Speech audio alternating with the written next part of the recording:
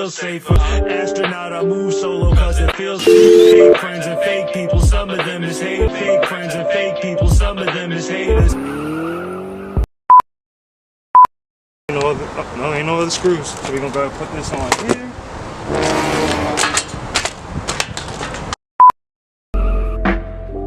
Yo, what's going on? Welcome to Spaceland. We're here.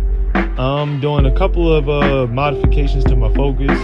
Had it for a while, and I thought I had time today, so I was gonna do something that I've been waiting to do for a while, and that was delete my AC and relocate my blow-off valve. So if any of you wondering how I got to the plan of deleting my AC, this wasn't one of those things where I woke up one day and thought I needed 20 extra horsepower. Let me delete my AC. To be honest, I think I'm probably going to get like 1 or 2 horses, honestly.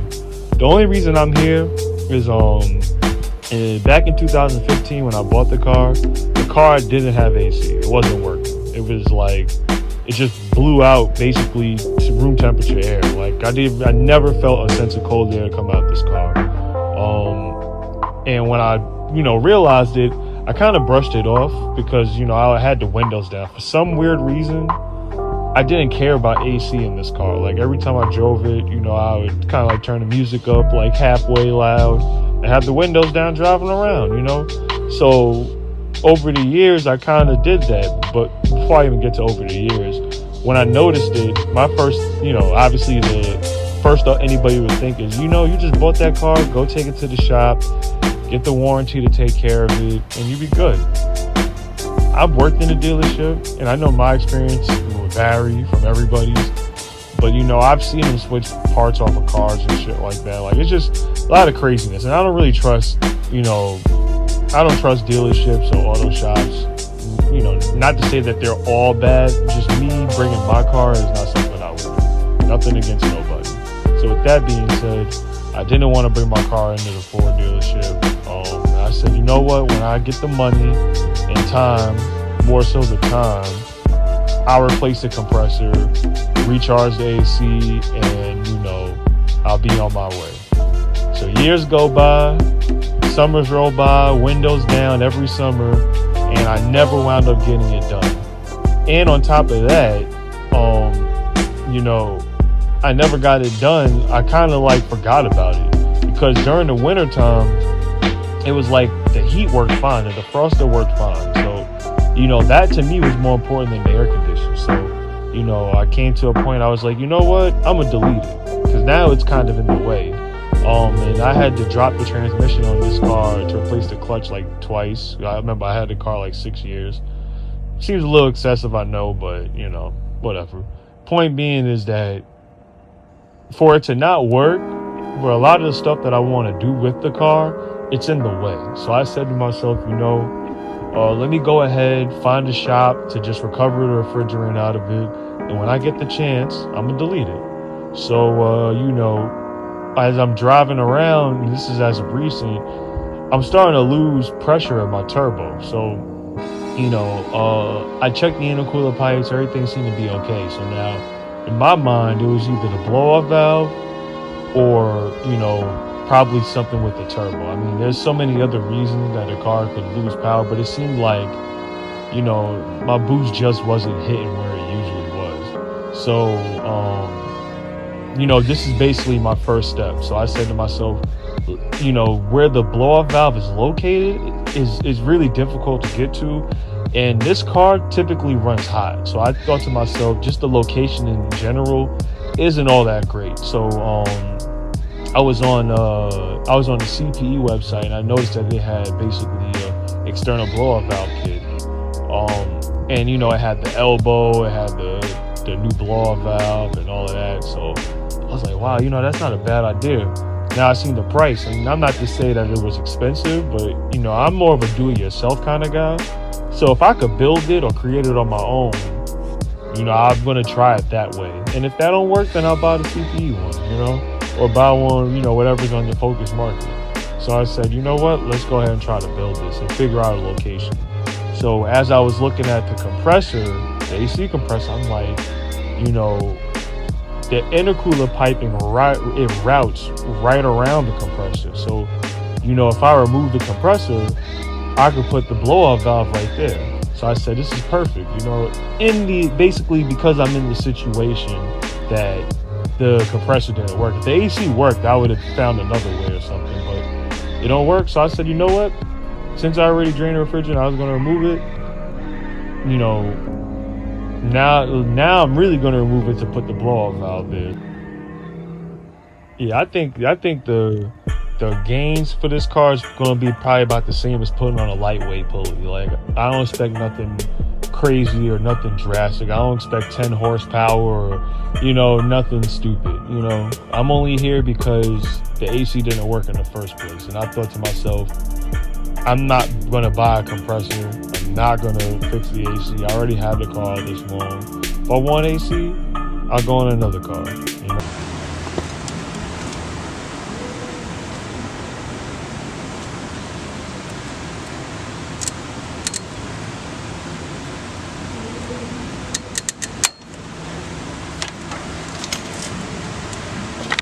It's 2 bolts on each. It's 1 bolt on each line. So after this 1 bolt, we're gonna see.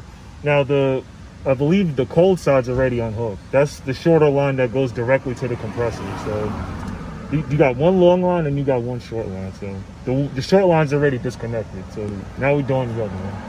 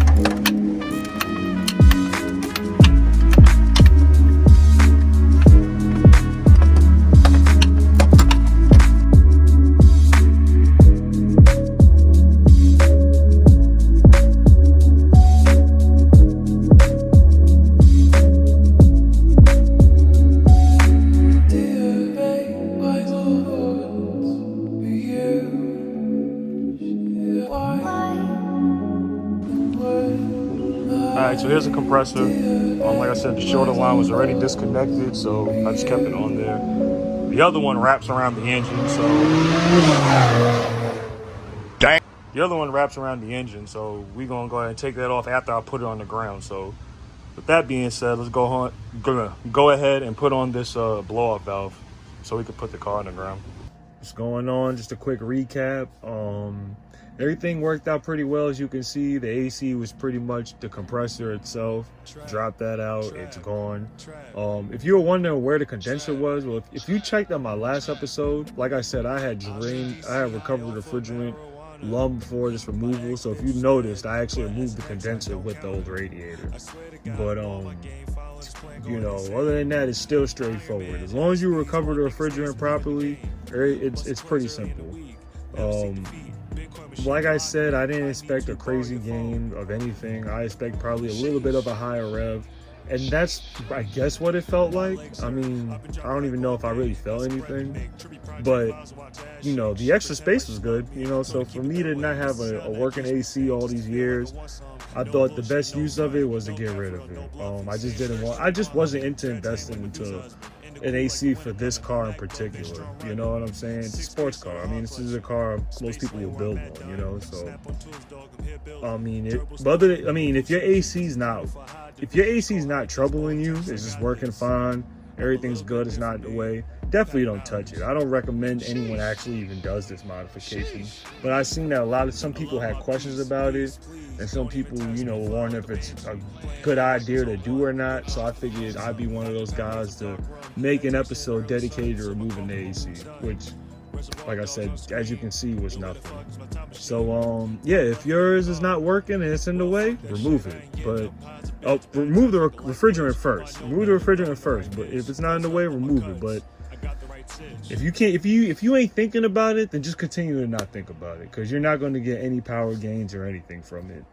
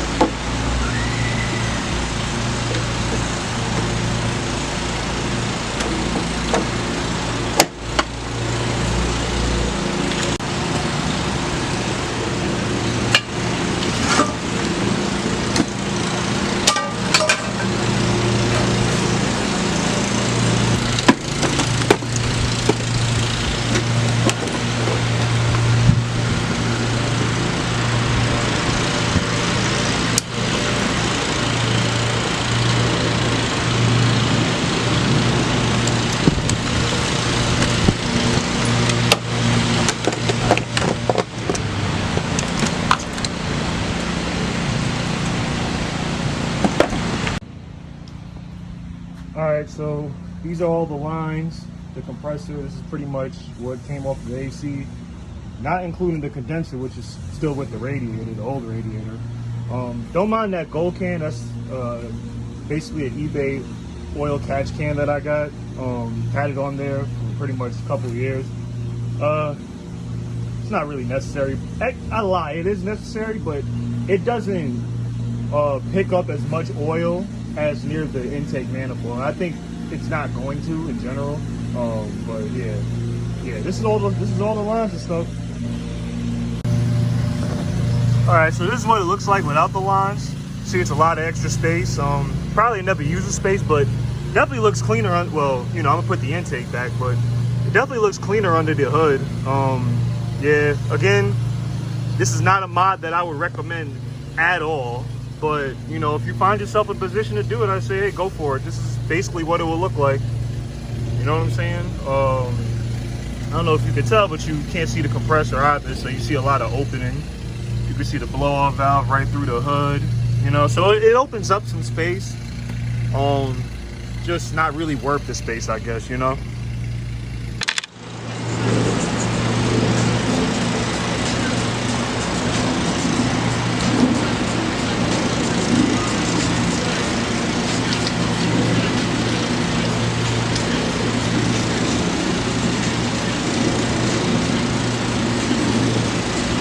Ain't nothing in it, so like I said, I would get it just because it's a safety measure to prolong the engine lifespan, but I don't know all really been in it. Like, I remember emptying it once and like it was like a little drop, you know what I'm saying? But this one right here, that one always be picking up oil like crazy.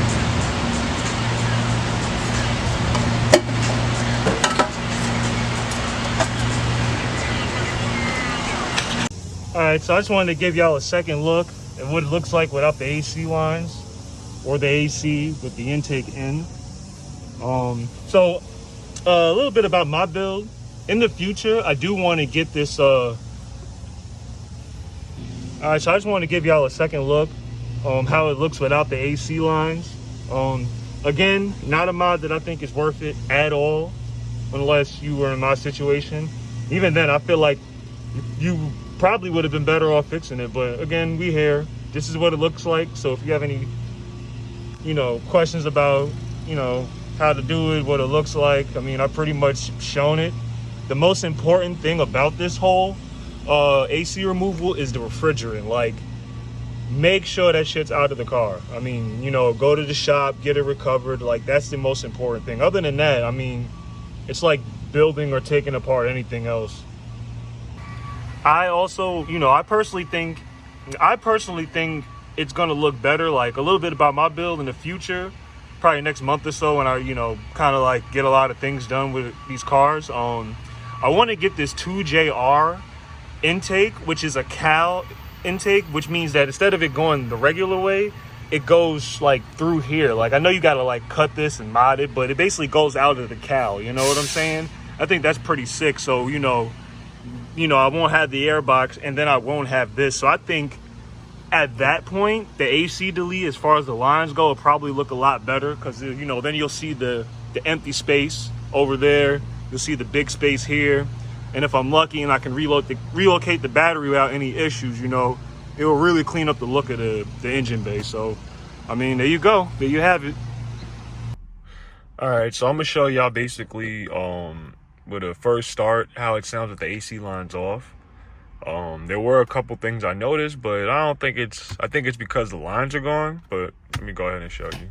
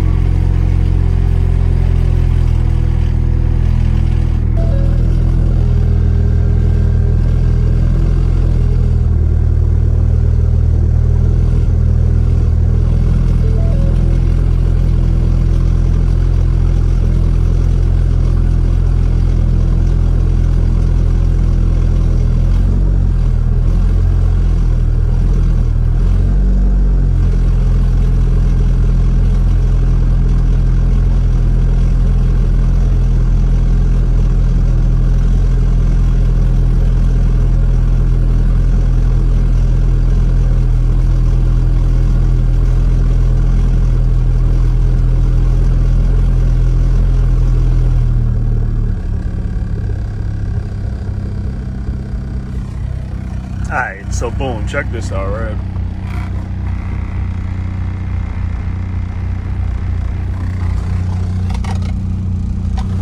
Whoa.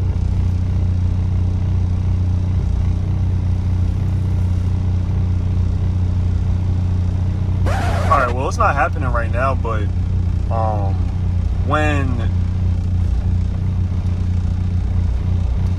when I first turned it on, there was a tapping noise. Sounded like it was coming from the blower fan, but it was like making like a ticking noise. It was like tit tit tit tit tit tit tit tit tit tit, but guess it ain't doing that now. Yeah, it definitely ain't doing that now. Let's see if the defroster works.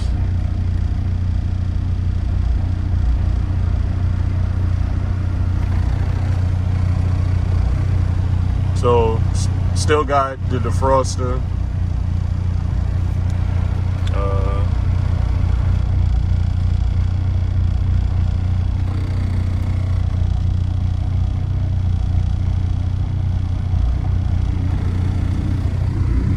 Still got the central air. It's just no AC, I guess. So that should answer your questions for an AC delete on the Focus ST.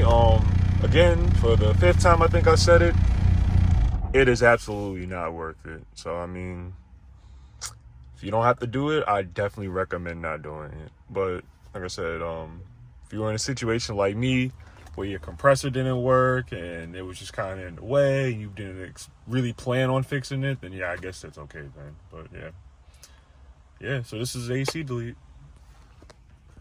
Because the bread important, I go hard. Because the bread important, I go hard.